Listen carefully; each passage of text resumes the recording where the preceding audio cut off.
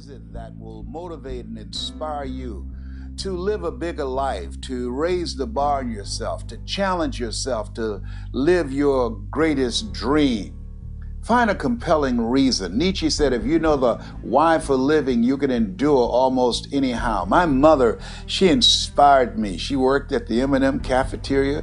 She cleaned homes on Miami Beach. She was willing to do whatever was necessary to take care of the 7 children that she adopted, and I was one of those 7 children. And I admired her relentlessness. I admired her drive and dedication. And one time a reporter interviewed her and said, what is it about you that convinced you that you can raise 7 children by yourself? And she said, I just felt that the Lord would make a way somehow. And I believe that when you know and have this feeling inside that you're not alone, regardless of where you are, you might not have 2 pennies to rub together. Regardless if you don't have a job, you might be sleeping on somebody's couch, you might be going through a divorce or facing some type of illness. Regardless of all of those things, I want you to know that He'll never leave you nor forsake you. I want you to know greater is He that is in you than he that's in the world. I want you to know that you have something special. You have greatness within you, that life is a fight for territory. Once you stop fighting for what you want, what you don't want will automatically take over. How do you know when you are on the right path? And what dream belongs to you, or what husband belongs to you, or what job belongs to you? You know you're on the right path. Here's your clue. You're not put in a position to betray yourself. You don't betray yourself anymore.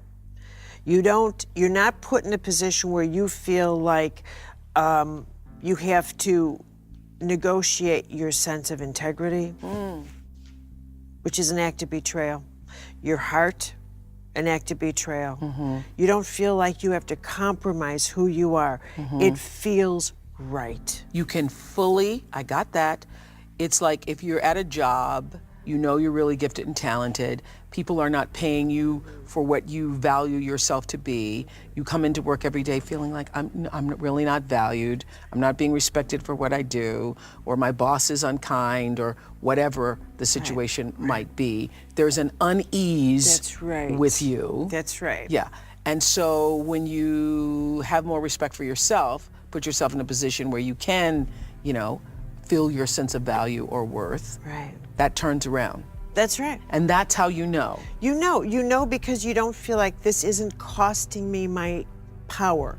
This isn't costing me my psyche. This isn't costing me my soul. Okay, this is really good. This isn't costing me my sense of, I don't feel confused in some deep level. I'm not drained. I can be tired after a day's work, but I'm not psychically drained where I feel like I'm losing life. And losing myself. That's what a lot of people say, I'm losing myself. Okay. Why? Because I'm betraying myself in some way. I think success, first of all, is knowing my purpose in life.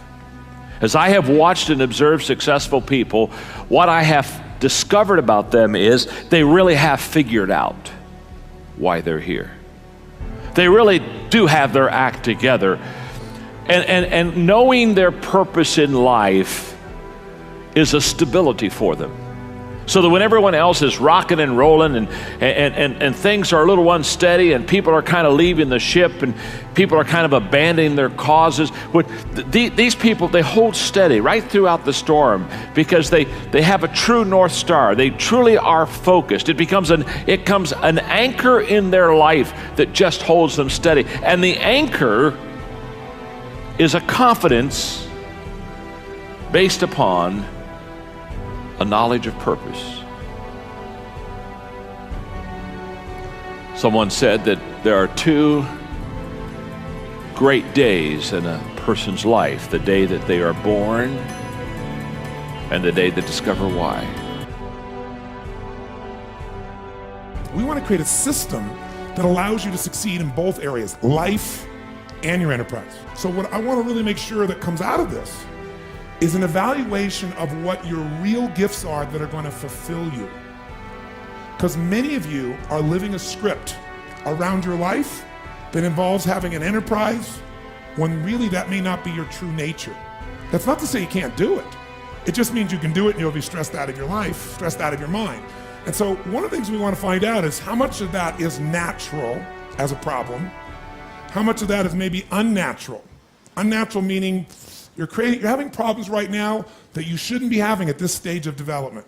The most important element is for you to be able to do this, to be able to establish, most importantly, where you really are in your life today. Where are you? And where do you really want to go? What's going to create this extraordinary life? Because some of you right now, if you continue the direction you're going, are going to be successful and unfulfilled, unhappy, and stressed. Because once we get, into a dream, then that dream starts to take on a life of its own. It gives us juice, it gives us energy. But how many of you ever got the dream, achieved your goal, and then thought, is this all there is? How many of you have had this experience? Say, aye. That's more painful than not even achieving it. Because now you've done everything, you've worked it out, and you're successful, and you're not happy. So for some of you, you're going to need to take a look at that. Michael Gerber, the guy that wrote the E-Myth, talks about why so many young businesses fail. And one of the things he says is most people are not really entrepreneurs, but they think that's what they should be. They think that's the sexy thing, that's the most attractive thing, that's the best answer. And what I say to you is you got to separate the vehicle from the outcome.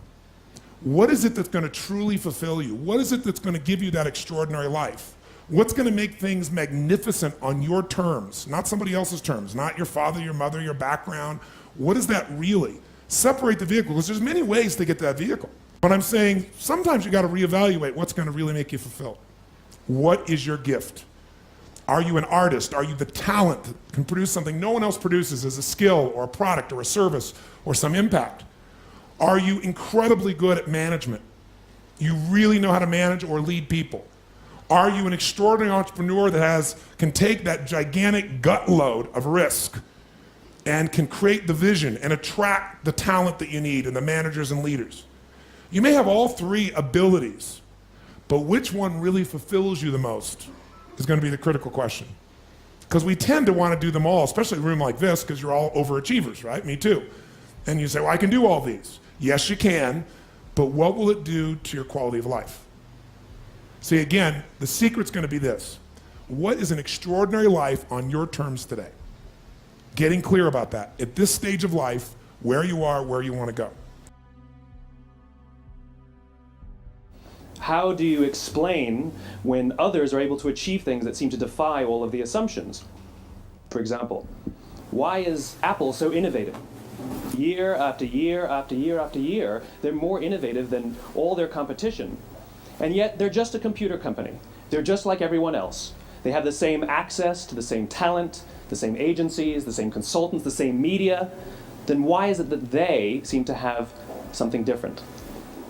Why is it that Martin Luther King led the civil rights movement? He wasn't the only man who suffered in a pre-civil rights America, and he certainly wasn't the only great orator of the day. Why him? And why is it that the Wright brothers were able to figure out controlled powered manned flight when there were certainly other teams who were better qualified, better funded, and they didn't achieve powered manned flight, and the Wright brothers beat them to it? There's something else at play here. About 3.5 years ago, I made a discovery. And this discovery profoundly changed my view on how I thought the world worked, and it even profoundly changed the way in which I operate in it. As it turns out, there's a pattern. As it turns out, all the great and inspiring leaders and organizations in the world, whether it's Apple or Martin Luther King or the Wright brothers, they all think, act, and communicate the exact same way, and it's the complete opposite to everyone else. All I did was codify it. And it's probably the world's simplest idea. I call it the golden circle.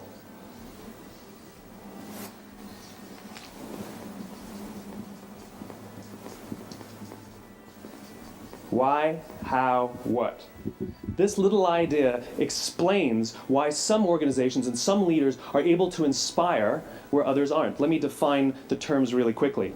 Every single person, every single organization on the planet knows what they do, 100%. Some know how they do it, whether you call it your differentiating value proposition or your proprietary process or your USP. But very, very few people or organizations know why they do what they do. And by why, I don't mean to make a profit.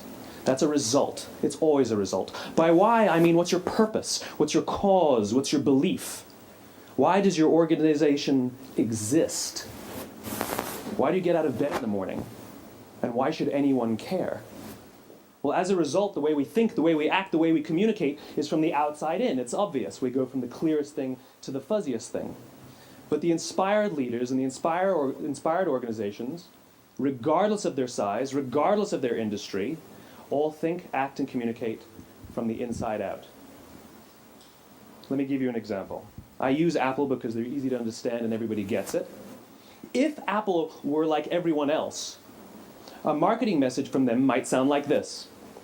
We make great computers. They're beautifully designed, simple to use, and user-friendly.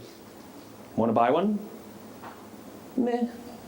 And that's how most of us communicate. That's how most marketing is done, that's how most sales is done, and that's how most of us communicate interpersonally. We say what we do, we say how we're different or how we're better, and we expect some sort of behavior, a purchase, a vote, something like that. Here's our new law firm. We have the best lawyers with the biggest clients. We have, we always perform for our clients, do business with us. Here's our new car. It gets great gas mileage. It has, leather seats. Buy our car. But it's uninspiring. Here's how Apple actually communicates. Everything we do, we believe in challenging the status quo. We believe in thinking differently. The way we challenge the status quo is by making our products beautifully designed, simple to use, and user-friendly.